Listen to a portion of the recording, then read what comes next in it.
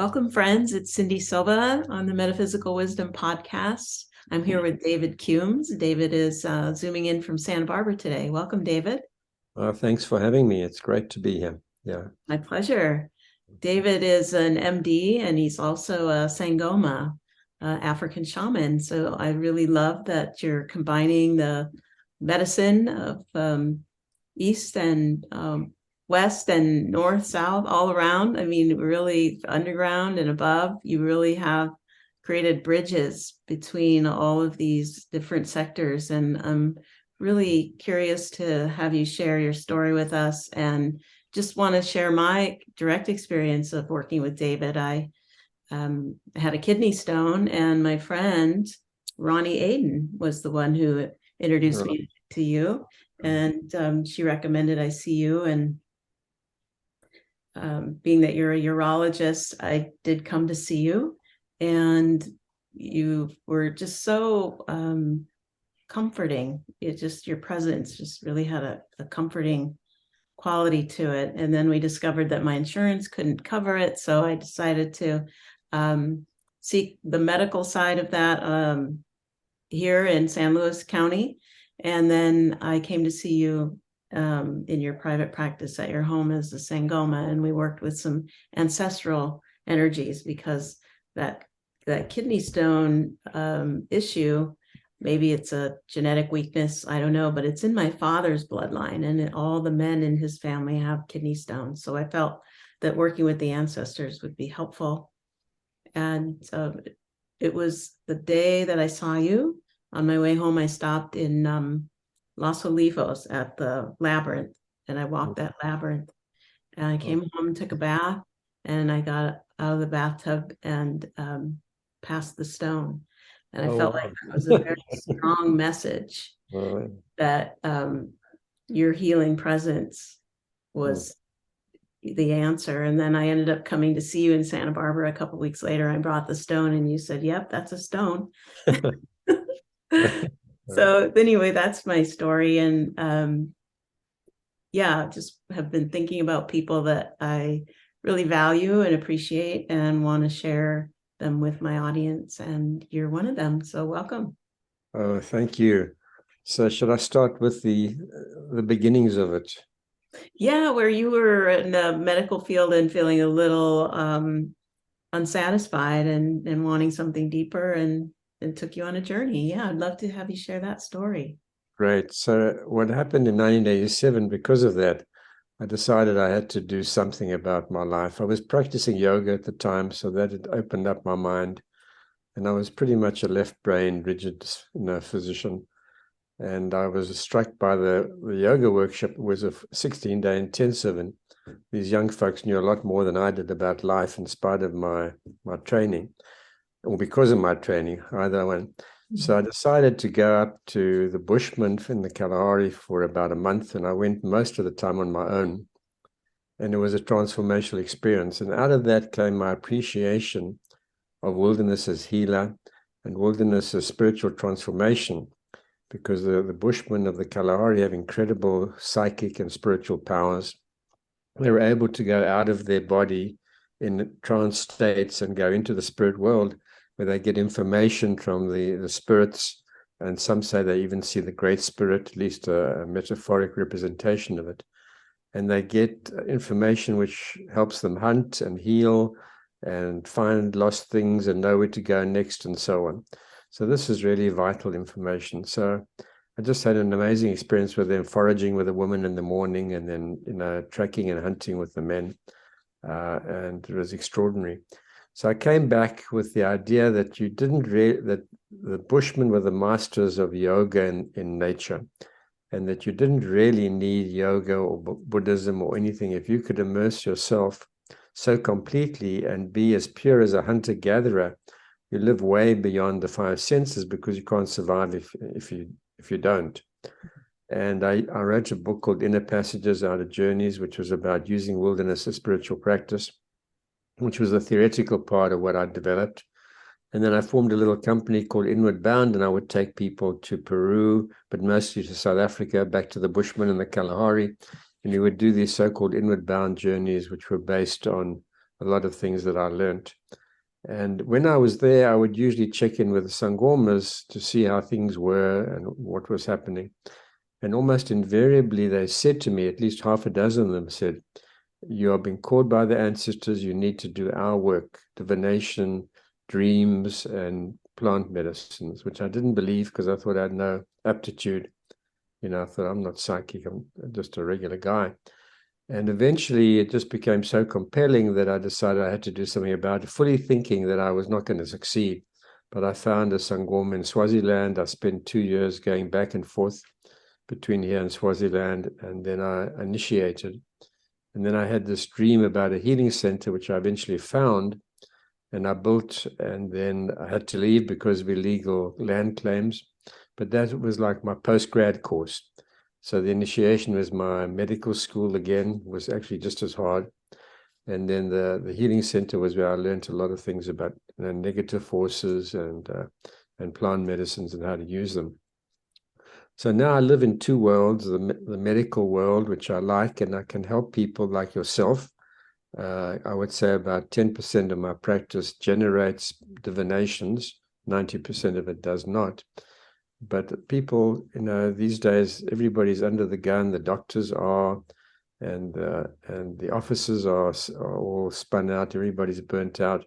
I've got an amazing business manager, Adrian, and she's half the practice because the way she talks to people and helps them is quite amazing. So we get quite a lot of work coming to us because of that, and because I think of who I am. It's not so much that I know who I am, it's what you said, that's more the feeling they get. And some of them, it's not just urology, because some come with breast cancer, some come with pancreatic cancer. They want to know why they got it and what they can do about it, maybe even what treatment they should have, which the bones can often tell them. So that's pretty much a summary of the story, And now, the one thing they did say to me, though, because when I started to do it, Mandela came into power. And I thought, wow, this is what I always hoped for South Africa. I wonder if I shouldn't come back here. It would be nice. I had this wonderful place. But the ancestor said, your job is to take from there to bring to here, not the other way around. There probably 250,000 Sangomas in South Africa. They don't need another one. So my role is to come here. Yeah. Thank you for sharing your story. And so you said what the bones can tell them, and I think many people listening might not know what that means. If you want to share a little bit about the divination process of a Sangoma and how that can help people. Sure. The bones are like a psycho-spiritual social CAT scan that speak to your cosmology, they speak to your ancestors, any intrusive spirits or witchcraft that you might have around you, evil eye type of stuff. They to your home, your spiritual practice, your destiny, just about anything whatsoever. And the bones are, when you throw them, or the client throws them, they don't fall in a random fashion. There's a presence there, an African spirit Sangoma, a woman who was a Sangoma in a previous life, who actually throws the bones for me, and I just read the message. I'm just the messenger.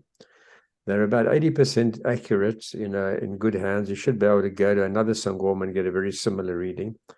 But obviously, it's very democratic, and you're reading the waking dream that's somebody's life. So there are different ways of interpreting the dream. So as you know, the client has full control over what I say. They say, well, no, I don't agree with that. Then we look at it a little bit differently. It's good to have a witness, because sometimes the witness says, what do you mean you don't know? That's exactly what you like. And that, sometimes give them a reality check, because they can be in denial. I'll have to bring a witness next time. I know you're fine. You got no denial. You don't have to worry. But some people do. And then, that's the diagnostic method. And then the plants are the therapeutic method. And they usually are given in forms of ritual with burning or bathing. And most people know about Emoto's work and the power of water. And the plant makes the bath a sacred one. And the messages in the plant are messages to the spirit. spirit world for healing outcome. They're kind of like passwords. It's like surgery. It's like informed consent. Free will is the cosmic law. So you have to ask to receive. And if you ask aloud, it's even more powerful. But even if you don't ask, you've already got a contract with the spirits when you come to the yurt, and then they will help you because you've agreed to the ritual and so on. Some people don't do it, but most people do the rituals. I've had a few people who come in, 5-6 months later, they love the reading, and they might have an intrusive spirit, what they call a shade around them. And I say, well, why is the shade still here? And I said, did you do the rituals? And they said, no, I sort of thought about it and talked it out, but I didn't.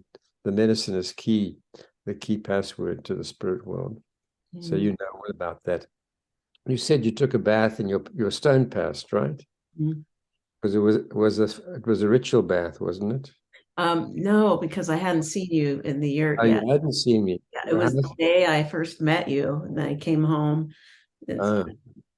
Well, I did that walk in the labyrinth. I'm not sure what, I'd never even knew a labyrinth was there. And I just happened to be looking for a public restroom, and there was one at that church. Oh, And right. so then I saw the labyrinth. I decided to walk it, and had my eyes closed most of the time. And I felt something on my arm, very soft, and brushed my arm. And I stopped and opened my eyes. There was this big, beautiful rose. And I heard my grandmother's name, Arlene Rose Grant. And I was like, I realized right away an ancestor was present, right? So that was the start of the synchronicities of just kind of some doorway opening, having met you, right? Like on some unconscious level. Fantastic. Yeah. You Yeah. probably didn't need to come for the divination because your grandma was there. Has she ever come before? Was that a Yeah, first? she comes in dreams. Yeah. Great. Yeah. Yeah. But Well, she that's obviously. when I had the idea to go home and take a bath and get my body as relaxed as the rose that was opening. Yeah. And Fantastic. that's what I did when I came home, was just got in the bath and relaxed. And then I used some healing sounds from Qigong. And I did that to my kidneys, made the healing sounds.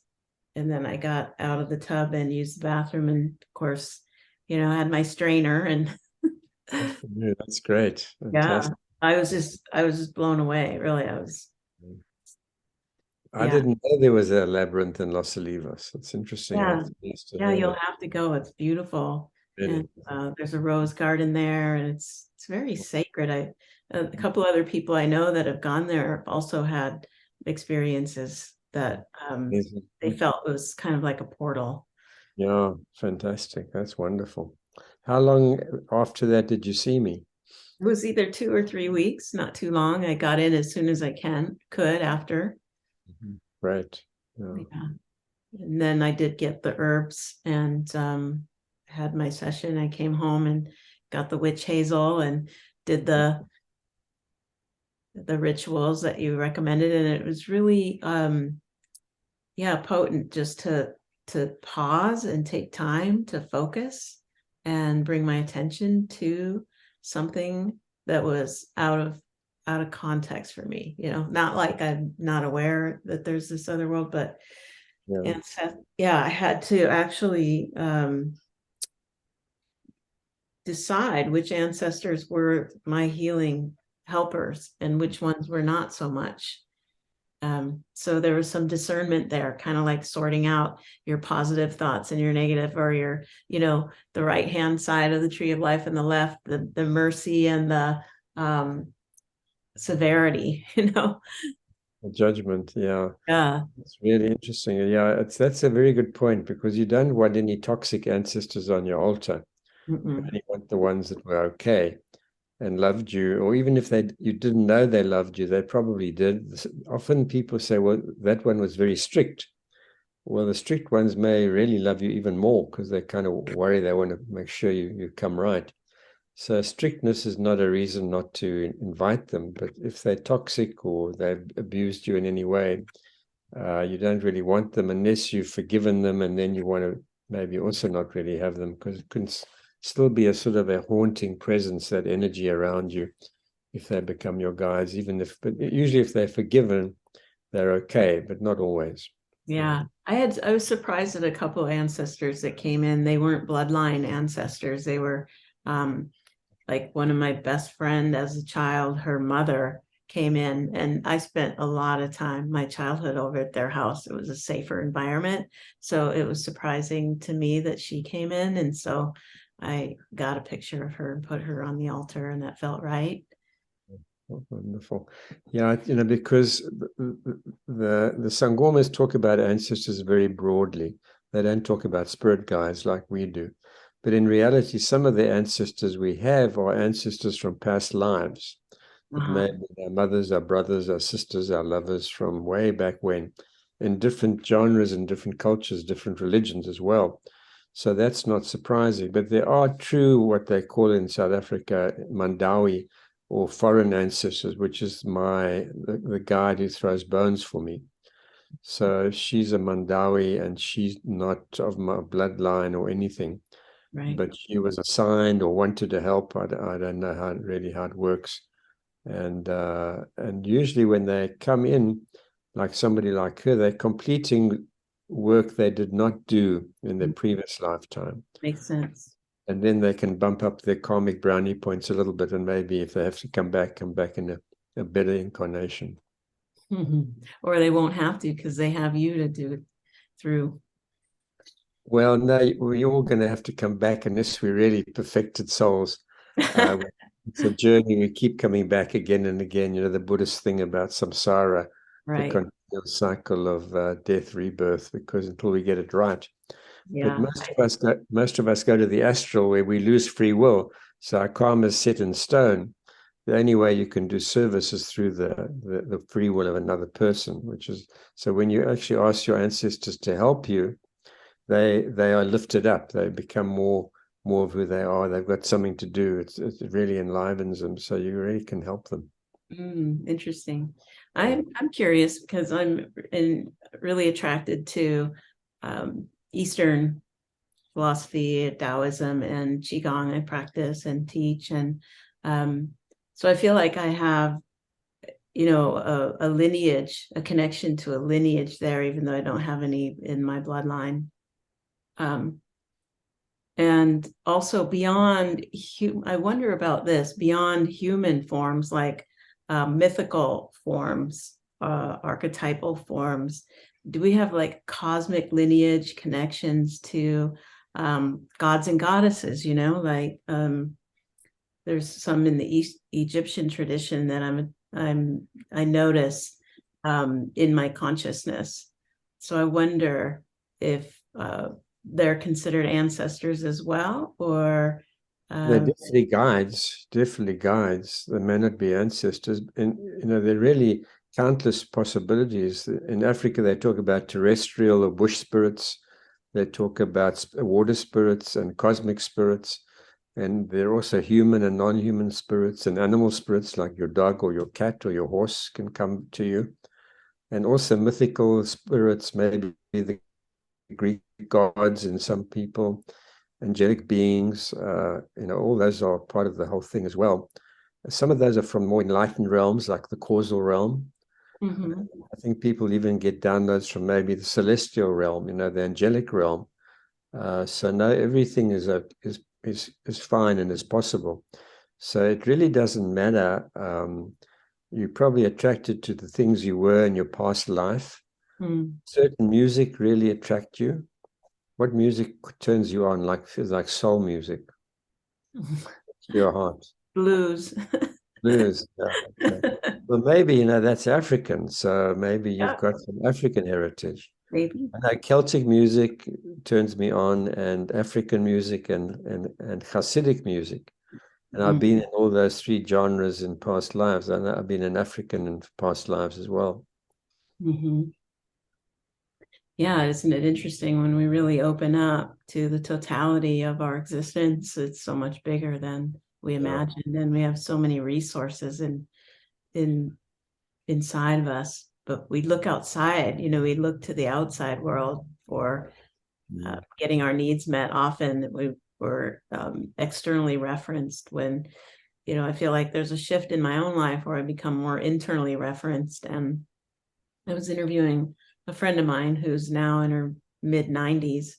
And at the time she was 90. And I realized I was sitting across from my 90-year-old self. Mm. And I asked her, I said, well, what would you tell your 50-year-old self? And she said, I would tell her to create a rich inner life. That's great. I've been doing that ever since. Oh, really? That's what started you off?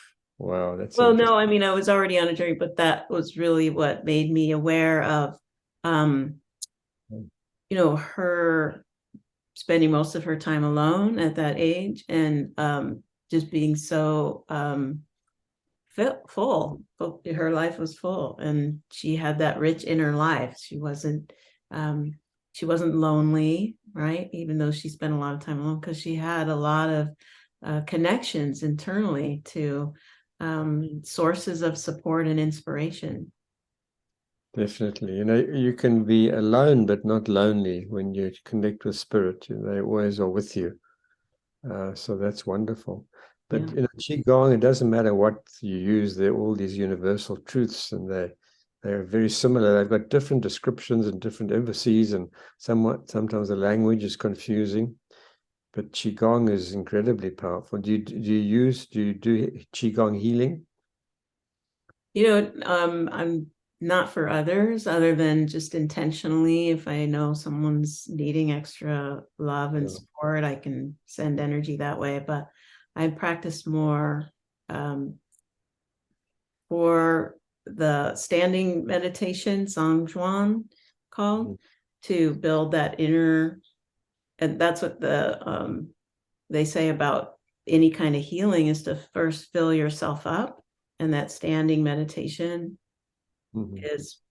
is the beginning of the healing for doing the qigong healing. But at this point, I have just been practicing the self-healing techniques. Okay. That's good stuff. I sort of was attracted to yoga. So that's my spiritual practice. I sort of need an active physical practice, Mm-hmm. either yoga or hiking, because I'm not a good meditator. I can't sit still. My mind's too active. Yeah. Mm-hmm. Yeah, well, it's working for you. Yeah, it is, I think. I think it saved my life, quite honestly. It's more than just working for me. Yeah. Yeah.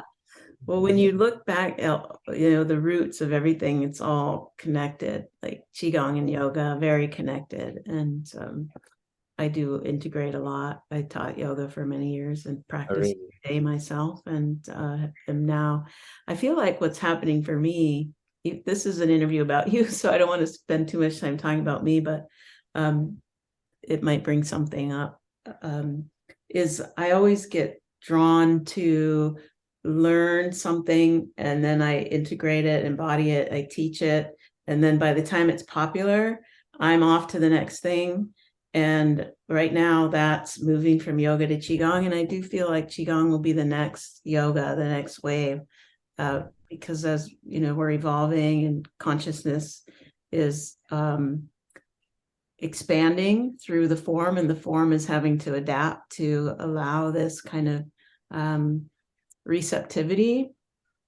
That qigong is that next wave of consciousness finding more freedom through the form, because we put more attention on the energetic realm and the qi. But also I think you'd really appreciate it because we work with the internal organs, right? We do energy healing. Like, I think of qigong as a form of self-healing and self-defense against stress and aging. It's not, even though tai chi is very similar, tai chi chuan is more of a self-defense soft form of martial arts, where qigong is a self-healing. And it can be very active. It doesn't have to be, standing still or sitting still. There's some very physically demanding aspects to qigong too, if you want to take on those practices. So they work really well together. They complement each other, and their roots are tied to the same tree when you get down to the depths. So what else would you like to hear? Yeah. Well, I read your book, and I'm just, yeah, really impressed that you follow some of these inspirations you have that are inconvenient, and they really kind of uproot your life and challenge your identity, but you move in that direction anyway. And one of them was to open the healing center in South Africa. And you encountered a lot of resistance in that journey. And I wonder if you want to talk about, how we encounter that resistance within ourselves when we move in a direction that's empowering us.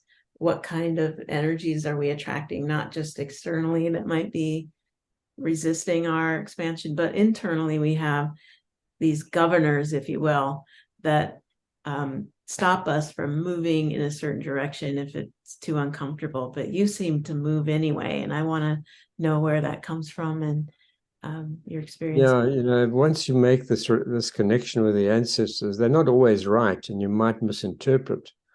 But the healing center that I came out of a dream during my initiation, it was an incredibly powerful dream. I won't give you the details, but it was a sort of luminous dream.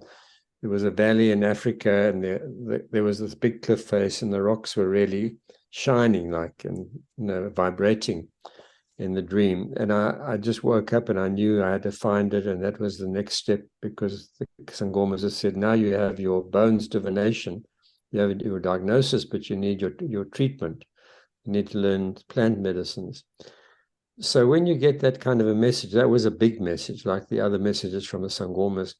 You have no choice. They said discernment is choiceless. And there's certainly internal resistances, because I was thinking, what am I doing in South Africa when I have a perfectly good life in California? But I spent about a year looking for the place with a friend, and I just hit dead ends all the time. I just looked at something that looked like the dream, and then it wasn't. And then eventually I was so frustrated. It was the last thing that I came to. And I said, look, this is close enough. I'm going to do it.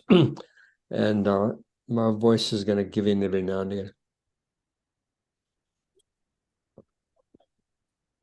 I think it's these masks that I'm wearing in the office. So I kind of had to do it. And but there was some inner conflict.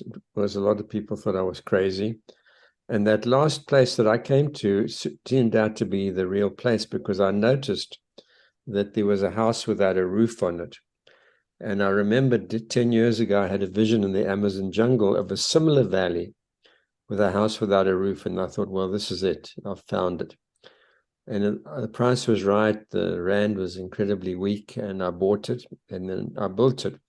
But the interesting thing is, when I was there with a friend,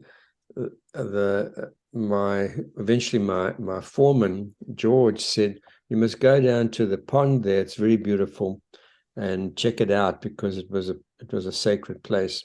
So we walked down there, and there were two black mambas lying in the grass, big black mambas. And I thought, wow, this is a bad omen, poisonous snake. It was in the middle of winter, so they should not have been there, just lying there dormant. So I had a healer then, a new Sangoma, because the other one was too far away, and the one in Swaziland. We went to him, and I said, should I buy this place? And he said, yes, because, and obviously he was going on more than this. He said that the Mambas show you the ecosystem. Those weren't his words, but the Mambas show you the ecosystem is intact. That's the right place for you. You'll get what you want there. But in reality, those mambas were very indicative of what was going to happen to us. The same time I saw the mambas at the place, I saw a beautiful red duiker. It's a little antelope. It's a very spectacular little thing. And I thought, oh, that's a good omen. But then there was the bad omen. And that's pretty much what happened in the center. There was this fight between light and dark. And George said to me, because he knew I was Sangoma, he says, the witches are going to come and visit you at night. And they did. Once they nearly threw me out of my bed with what they call lightning. So there was this continual thing where there were people lodging an illegal claim that were using not only the legal system effectively, because of course it was biased against any white man with property, but they also were using 3 witches at the bottom of the mountain to get rid of me, pretty much. But it didn't work. But what did happen, eventually the ancestors just said to me in dreams, it's time to go. You've got what you need, diminishing returns from then on. And they actually implied it was increasingly dangerous if I stayed. They said, be prepared to go even if you don't get paid for it.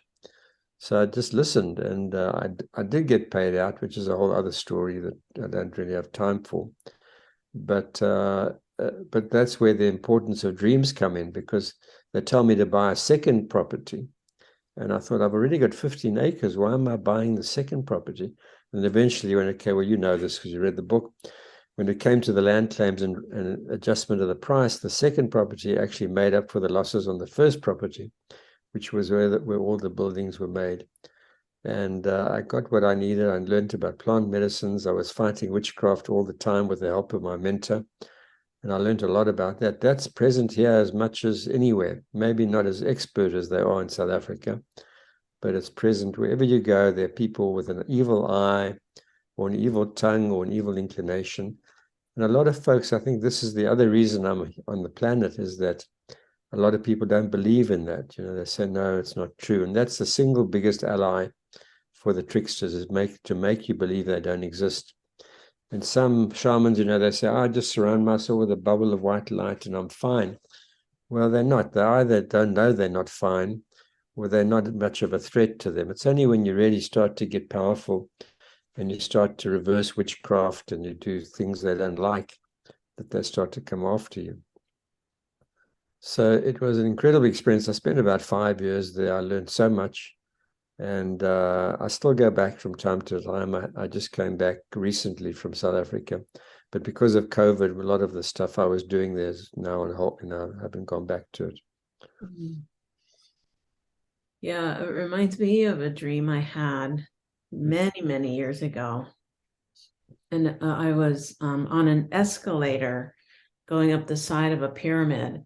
And I realized I was very close to the top, and I was getting excited, like, oh, I'm going to make it to the top. I'm just so close. And so I'm walking up the stairs, but it's an escalator. And all of a sudden, when I had that thought, oh, I'm almost there, I'm going to make it to the top, this escalator started speeding up.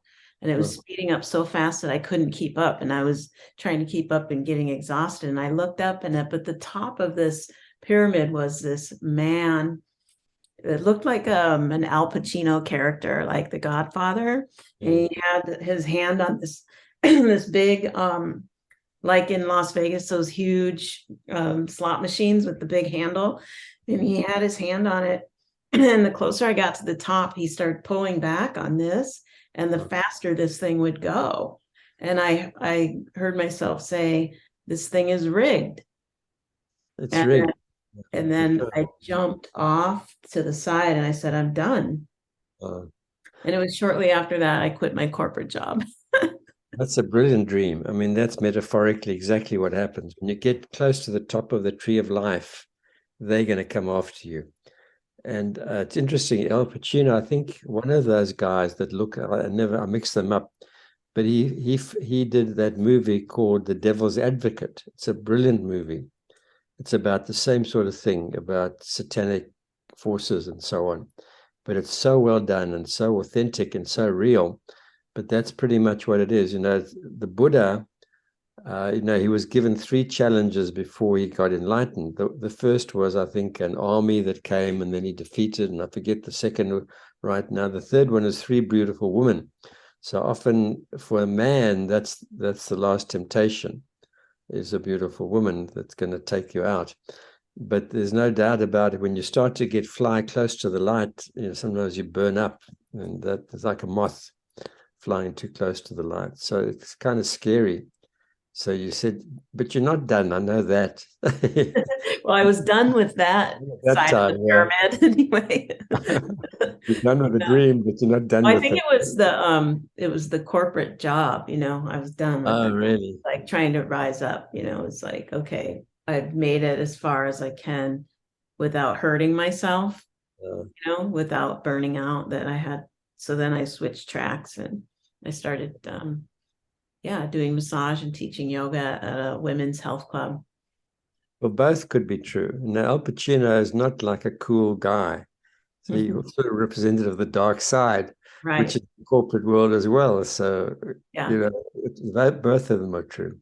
Yeah. Yeah. Well, and I learned a lot in that job, and all my skills, came from there. So it served me well. But then at a certain point, um, I couldn't go any further because it was kind of a man's world, and it was perfect for me. I mean, I'm, in a much better place, I think now, with a lot of different skills now based on the direction my life took, and yeah, it was all, I think, all by design. It's Yeah, just you like also you had say. your existential crisis. I think that's often takes that to kick us in the right direction. That's Mhm. the hero's journey. As you Yeah, either choose to go because you have to, or there's a terrible kick in the pants and you go. I think mine was more of a kick in the pants. I had one of those too. Yeah. Yeah, I had one of those too. It actually involved a kidney surgery. And Mm.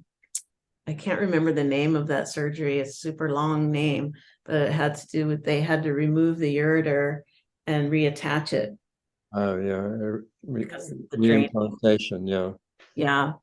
So that took me out of another profession that I could no longer do after that. And because there was another kind of issue there with my neck.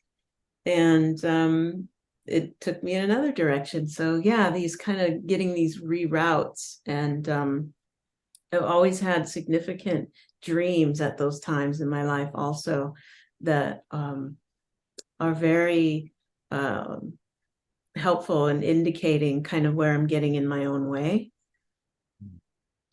The dreams are key because I think of it as a treasure hunt.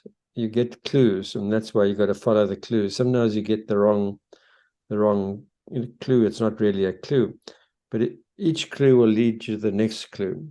And sometimes the clue will take you in the completely the wrong direction.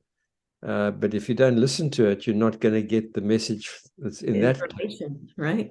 So it's like a cybernetic negative feedback loop. Yeah. It's never a straight line. You're always going wrong in order to go right. And Yeah. it's very convoluted. It's very tedious. It takes a long time. It took me 13 years before I got to where I got. In 2000 is when I started the journey of initiation. Oh, Yeah, I think a lot of wisdom comes from learning what doesn't work. You don't always yeah. learn by what works, but by what doesn't. Think about Thomas Edison, 1,000 tries before he figured out, the light bulb. He's very wise about what doesn't work. Yeah, he's very wise, and he knew how to steal it. He stole it from what's his name? Yeah. Uh, So anyway, maybe it wasn't a good example, but yeah, there's just like I see like that it's all one consciousness, right? Having an experience through all these different forms, exchanging information with itself, not judging as good or bad. It's just all information that it's gathering on itself in these forms so that it can use that data to evolve and create new forms for itself that give it different kind of lenses, different ways to experience itself. So I feel like we're in the midst of an evolutionary change where those humans that are being born now, their perception is different, their sensitivity, they're more porous, they're taking in more data faster than we did, and then that the capacity of our body can do. And this new form has a greater capacity for telepathy.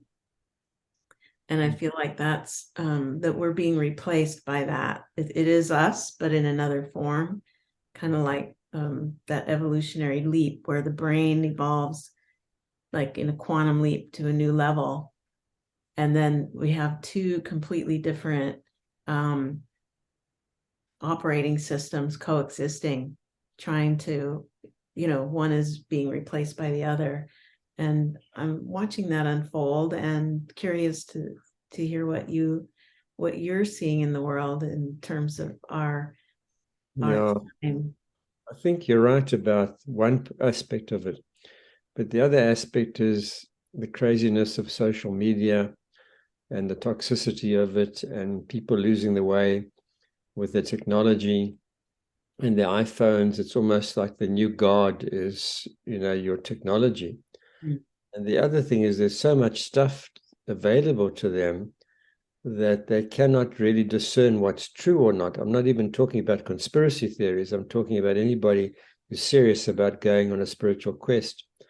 So I think you have to go back to the source. I chose to go back to, the watering hole of my roots where I was born, because during that yoga workshop I told you about, I met all these interesting people who had a flurry of ideas and notions and yoga concepts and so on.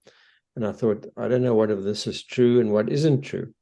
But I reckon if I could find the same thing, but from the Bushmen or from the Sangomas, where it all came from, then I knew it would be true. So I think the trouble is that we're losing the original truth of ancient wisdom, and some folks are making it up as they go along. So it's so important to do what you did. Go to an ancient tradition like Qigong, or go to Buddhism, or go to yoga is a little more, obscure. Buddhism is much user friendly. I spent a couple of years with a teacher, going to Dharma talks and so on. I learned a lot from him. So I think we've got to go to the original wisdoms that have been there for thousands of years. We can't make it up on our own. So no matter how receptive these people are and telepathic, and they're such whizzes when it comes to technology, I can't do that at my age. But that can also be a trap.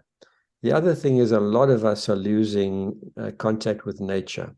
Mm-hmm. And I know I've got grandkids, and they're captivated by their iPads, and I try to get them on a hike so they can see what's real, because a lot of the stuff they see, the images are not real. It's not what life is like.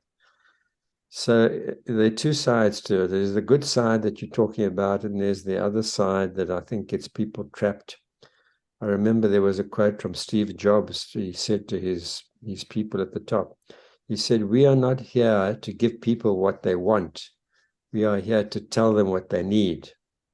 Mm-hmm. And that's a scary thing, because if you think of it, all the unnecessary things we have, an iPhone, which can do so much and we need so little, but it captivates us. And we've got people sitting on their phones and on technology and going online and watching YouTube when they're not focusing enough on the one thing they need to do that's connected to their destiny, their purpose. Most of the people come for divinations, unlike you, don't know who they are, and they're in their 60s and 70s. I'm not talking about 30-year-olds where I didn't know who I was till I was 50. But by then, that's the time that the yogi goes walk about in the forest to get enlightened. So that's the last third of one's life where one really has to focus on our karma and on our spiritual life and on what you're told, the inner life and so on.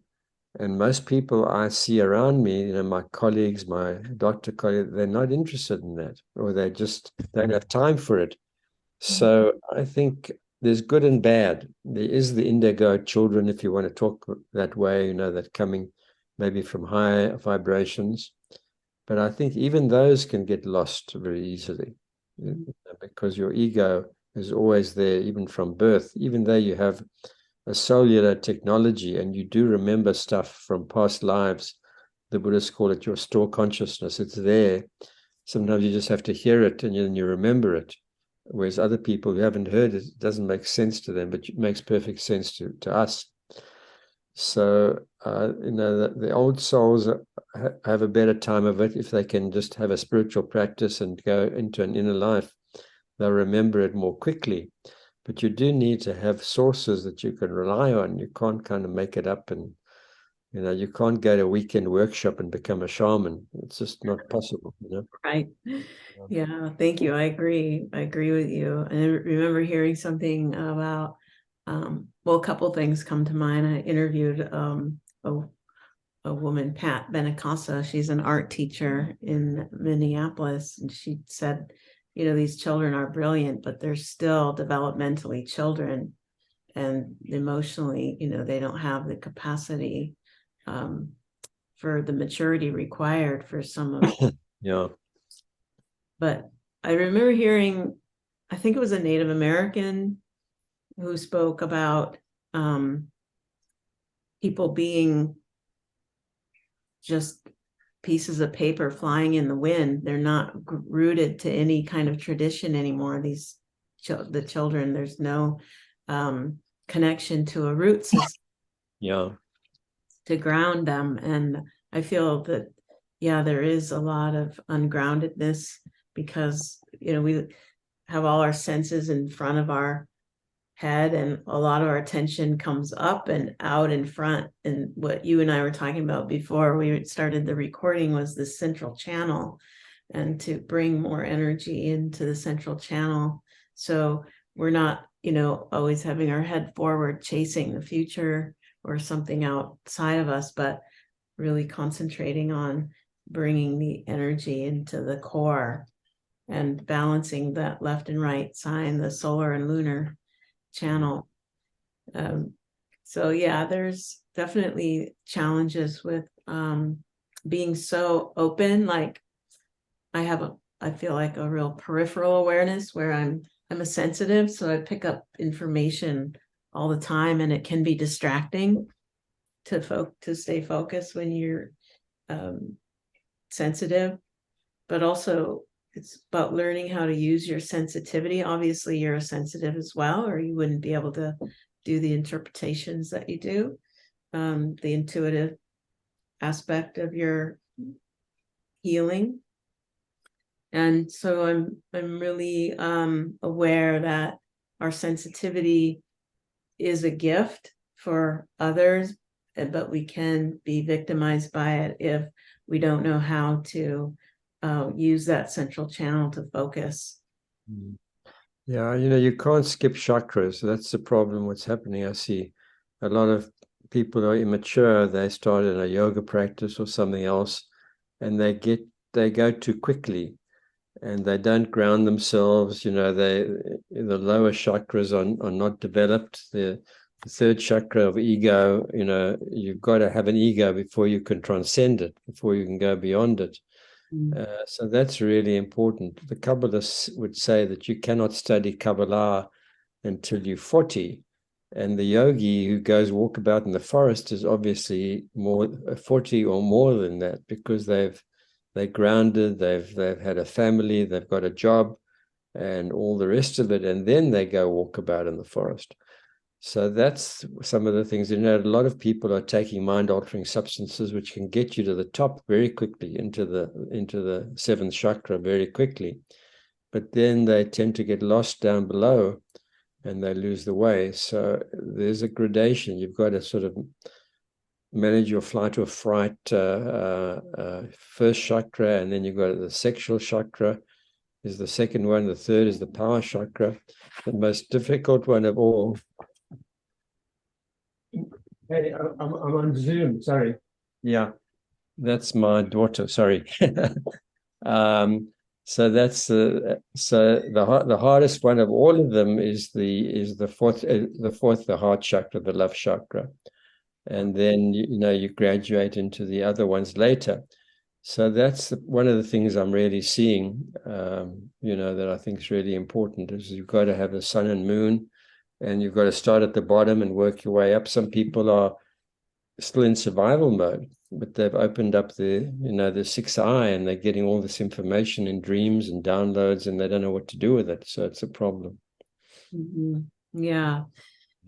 You're pointing at this really simple practice in Qigong called standing like a tree, where you just stand still for 20 minutes, and it really just brings everything down and gets you so aware of your body, because you hit that threshold where you feel like you can't do it any longer, but you stay with that trembling, and the energy can move through stagnation and blockages and bring some core energy up and out of the body into the field. And that is, I think the most challenging, it's the most simple, but also the most challenging because it's so easy to be pulled up and out. It's so easy to be distracted these days. Yeah. There's so much pulling on our attention. Yeah. So yeah, that would be a definite root chakra practice. Yeah. Yeah, no, it's an interesting journey, and it doesn't get easier, it gets harder. And in a sense, I think, the pyramid thing, it's not like when you're in the last bit, it's an easy climb. It's the most difficult part of all. And not many people get to the top for obvious reasons. And they fall out of favor. So it's not an easy trip for sure. And you've got to listen to the messages. You've got to take a risk. The thing about the hero's journey, it's about separation is the first stage. It's a yearning for the extraordinary. You no longer want to be the old you. And it's a risk. You kind of jump off the cliff and you hope what's going to happen is going to be okay. And then the second phase is the threshold, the dark night of the soul, where you have to go and confront your inner demons, which is what you were talking about with regard to my choice of following the thing. Why am I doing this? And then, of course, you got to confront the outer demons as well. And then hopefully you get this grail or an aha experience, which helps you to sort of fine tune where you're going in life, like you did with your corporation. And then it doesn't stop after that. You're always fine tuning. So my Sangoma initiation led to something else, which led to something else. And now I barely recognize who I am because you just keep listening, and then you don't seem like you ever get there, but it's a continual process. Unless you're going up, it's like the stock market. Unless you're going up with your vibration, you're going down in a sense, because of spiritual inflation is going to catch you up. So it's tough. It's not easy. Mm. Yeah. Well, I really appreciate your time. I know how much demand there is on your time and how busy you are. So just taking Good. time to share with us today has been a real gift. And You're so welcome. yeah, let's talk about your website and where people can find you if they're interested in having a session or reading your books or listening to your videos. You have a lot of free content and it's all so valuable. Okay, good. Yeah, the website is davidcumes.com. That's Cumes. And I've got a blog so that the website can take you to the blog if you're interested. At the moment, I'm sort of dealing with destiny and the hero's journey.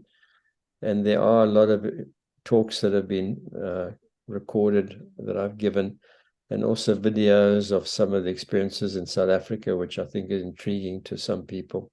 Sangoma's going into trance and some of those things, the Bushman trance dancing, if you're interested in that kind of thing.